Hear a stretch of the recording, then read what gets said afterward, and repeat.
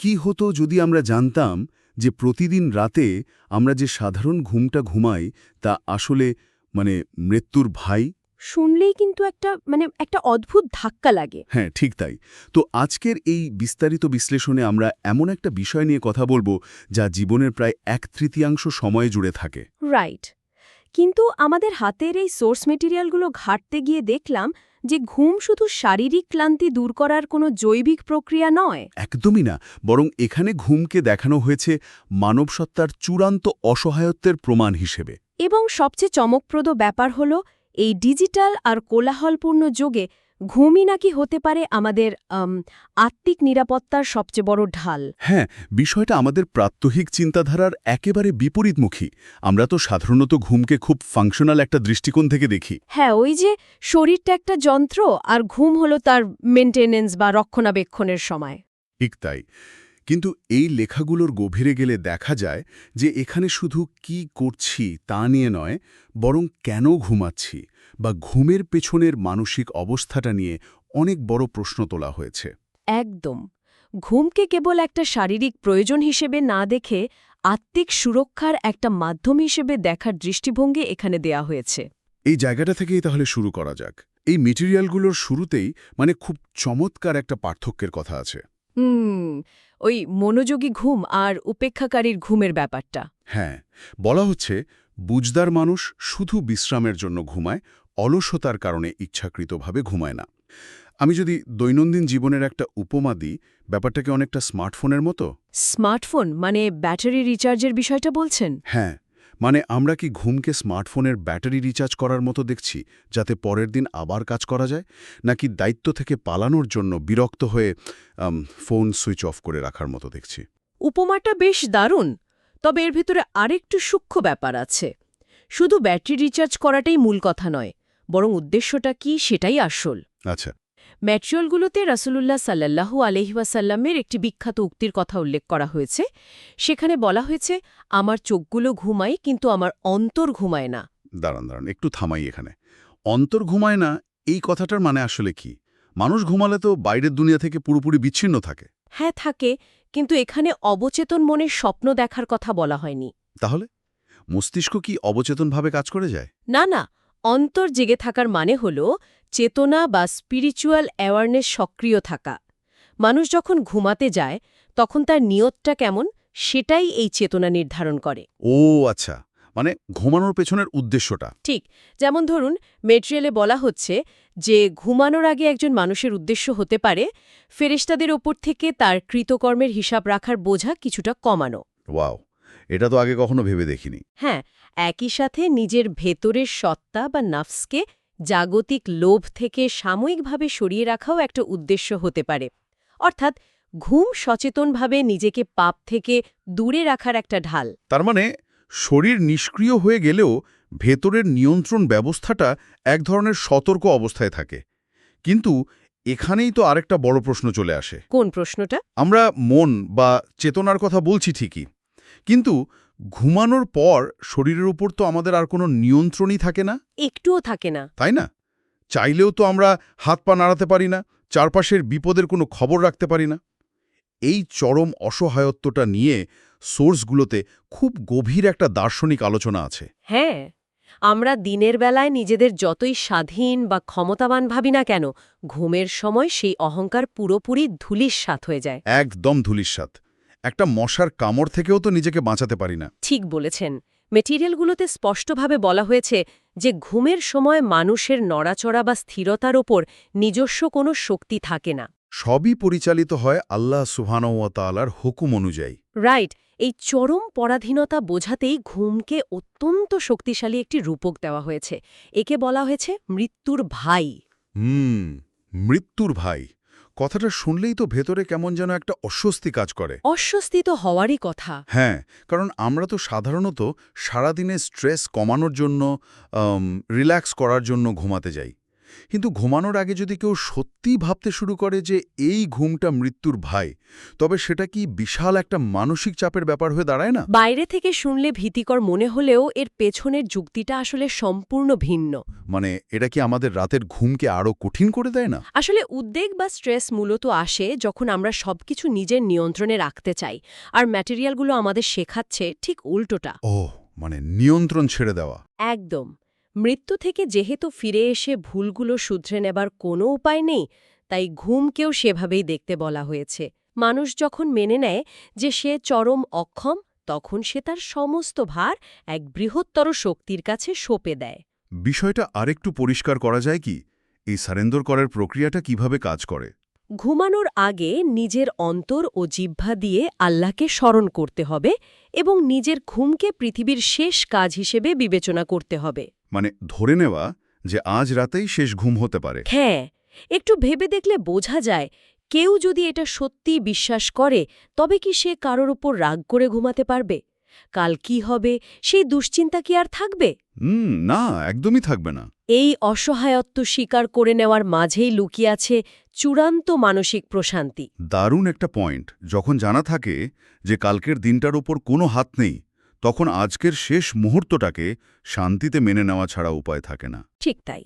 এবং লেখাগুলোতে এটাও বলা হয়েছে যে ঘুমানোর সময় থেকে সকালের নামাজ পর্যন্ত দীর্ঘ সময়টাতেও যেন আনুগত্যের একটা ধারাবাহিকতা থাকে।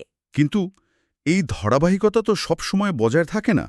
এখান থেকে তো ওই উপেক্ষাকারীর ঘুম বা নেগলেক্টফুল স্লিপের ধারণাটা আসে, তাই না? একদম ঠিক জায়গায় ধরেছেন। যেহেতু ঘুম মৃত্যুর একটা মহড়া, তাই একে শুধু দায়িত্ব এড়ানোর হাতিয়ার হিসেবে ব্যবহার করলে চরম আধ্যাত্মিক ক্ষতি হতে পারে। হ্যাঁ, মেটেরিয়ালগুলোতে এই বিষয়টি খুব কঠোরভাবে বিশ্লেষণ করা হয়েছে দেখেছি। রাইট। সেখানে বলা হয়েছে যে ব্যক্তি ওয়াজিব বা বাধ্যতামূলক নামাজের সময়গুলো ঘুমিয়ে পার করে দেয়, তার ঘুমটাই হলো উপেক্ষাকারীদের ঘুম। তার মানে ঘুম জিনিসটা নিজে থেকে সম্পূর্ণ নিরপেক্ষ নয়। পুরোপুরি নিরপেক্ষ বলা যাবে না, বরং বলা যায় ঘুম হলো আমাদের নিয়তের একটা প্রতিফলক আয়না। আচ্ছা, মানে কখন ঘুমাচ্ছি সেটাই আসল। হ্যাঁ, আপনি যখন একটা ওয়াজিব দায়িত্ব ফেলে রেখে ঘুমাচ্ছেন, তখন সেটা আর বিশ্রাম থাকছে না, সেটা হয়ে দাঁড়াচ্ছে এক ধরনের আধ্যাত্মিক পলায়ন বৃদ্ধি। মানে এসকেপিজম আর কি। ঠিক। অন্যদিকে যিনি তার বাধ্যবাধকতাগুলো পূরণ করে ঘুমোতে চান, তার জন্য এটি একটি প্রশংসিত ঘুম। মানে দায়িত্ব শেষ করে ঘুমানোটা একটা পুরস্কার। বিষয়টা বর্তমান সময়ের জন্য খুবই প্রাসঙ্গিক। মানুষ তো এখন ডিপ্রেশন বা স্ট্রেসের কারণে দিনের পর দিন শুধু ঘুমিয়েই কাটিয়ে দেয়। হ্যাঁ, দায়িত্ব এড়িয়ে পালানোর চেষ্টা।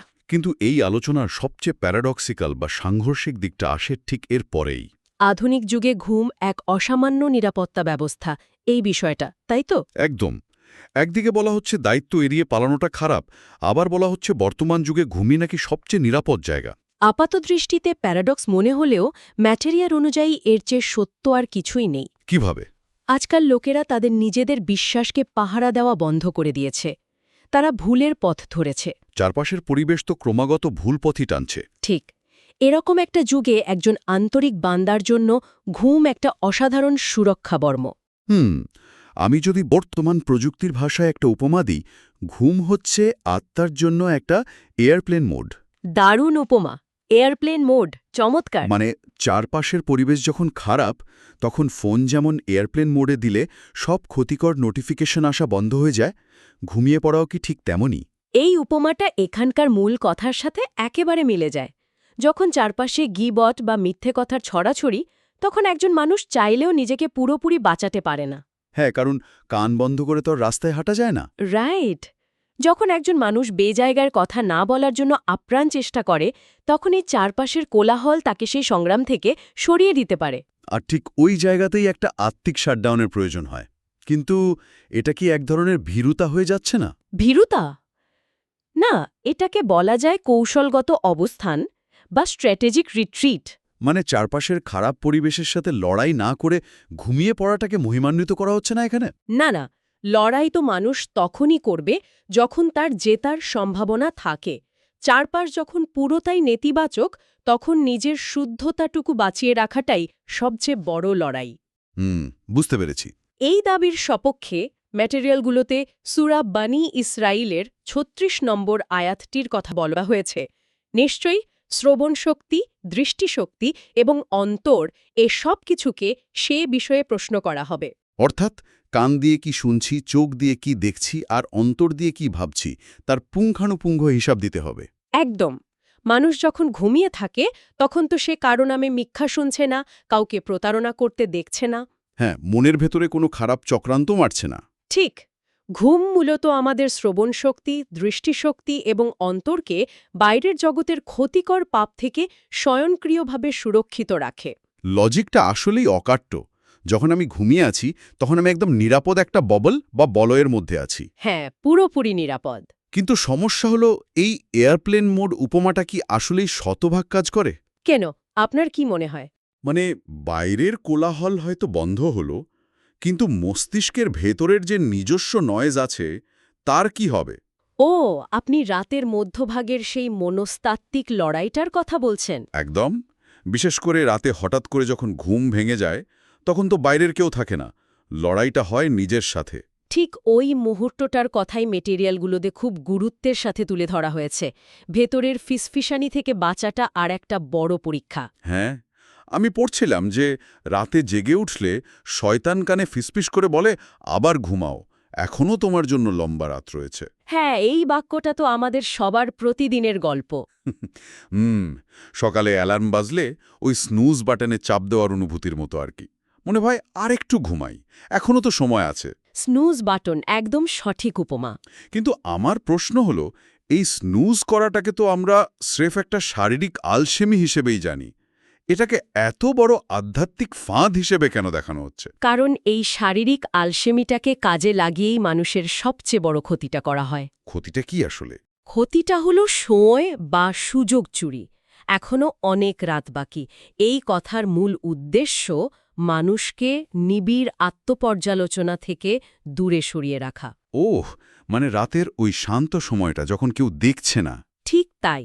রাতের ওই সময়টা হলো নিজের প্রভুর সামনে দাঁড়ানোর, নিজের ভুলগুলো তুলে ধরার সবচেয়ে উপযুক্ত সময়। আর মানুষ যদি ওই ফিসফিসানির কাছে হার মেনে আবার ঘুমিয়ে পড়ে, তাহলে সে তার প্রভুর সাথে একান্ত আলাপের সেই অমূল্য প্রাইভেট অডিয়েন্সটা চিরতরে হারায়। তার মানে এই যে বলা হচ্ছে এখনো লম্বা রাত রয়েছে, এটা আসলে একটা ইলিউশন বা ধোঁকা। একদম সঠিক। বর্তমান মুহূর্তের কাজটা থেকে বিরত রাখাই এর উদ্দেশ্য।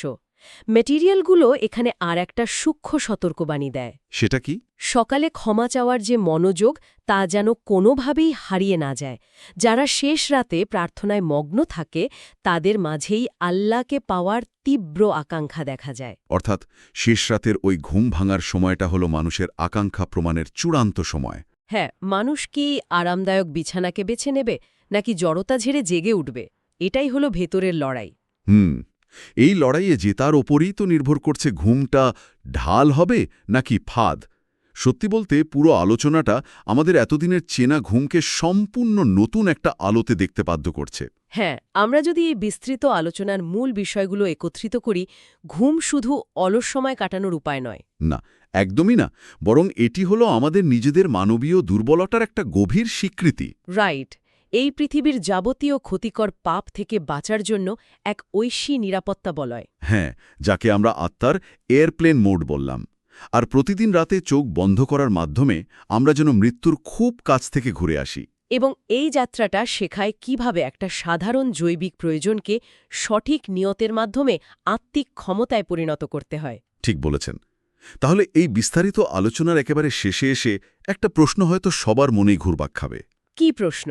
যদি সত্যিই ঘুম মৃত্যুর ভাই হয়ে থাকে আর সকালে জেগে ওঠা যদি নতুন পুনরুত্থানের মহড়া হয়, তবে আজ রাতে দুনিয়ার সব কোলাহল থেমে যাওয়ার পর যখন আমরা চোখ বন্ধ করব, তখন আমাদের জীবনের কোনো অসমাপ্ত কাজটিকে বা অব্যক্ত কথাটিকে আমরা আমাদের পৃথিবীর শেষ কাজ হিসেবে ঠিক করতে চাইব।